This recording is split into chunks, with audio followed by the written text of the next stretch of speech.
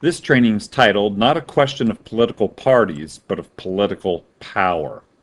Well, political labels can be so confusing. Left versus right, liberal versus conservative, liberal versus progressive, classical liberal, which is actually conservative. And then you take this to other countries, and what is the left and the right in other countries can be opposite of our own country. Well, the founders developed new thinking on the nature of government, a new way of thinking. Washington said this: government is not reason, it's not eloquence, it is force. Like fire, it's a dangerous servant and a fearful master. So the yardstick of government is not political parties, but it is one of political power. On a continuum, how much power does a government have despite who's in control of it? So if you have this yardstick and it forms a continuum, on one end of the power continuum, you have no government, 0% law, anarchy, chaos. On the other end of the power continuum, you have all-encompassing government, 100% law, tyranny, chaos, or tyranny.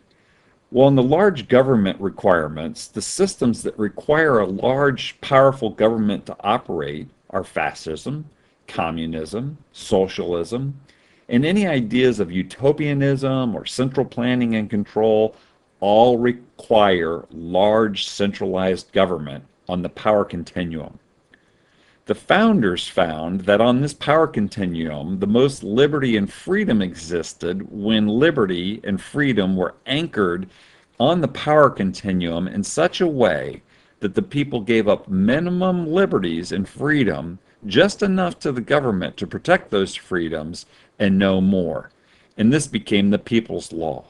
And historically, this has flowed from the Magna Carta in 1215 to the Mayflower Compact of 1620, to the Constitution of Connecticut in 1638, to state constitutions that were enacted in 1776 and later, to eventually the Articles of Confederation that drew the states together, to the U.S. Constitution, and eventually to the U.S. and state constitutional system.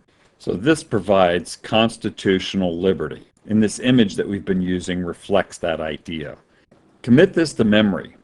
These concepts are so helpful to see how many systems of government require significant and massive and even total government power, reflecting the founders' thinking as George Washington articulated that government's not reason, it's not eloquence, it's force. That's why the founders wanted to limit the size and scope of government and have a nation of self-governing citizens that govern themselves. This is something to think about. This is Christian Citizenship Training. Thanks for listening.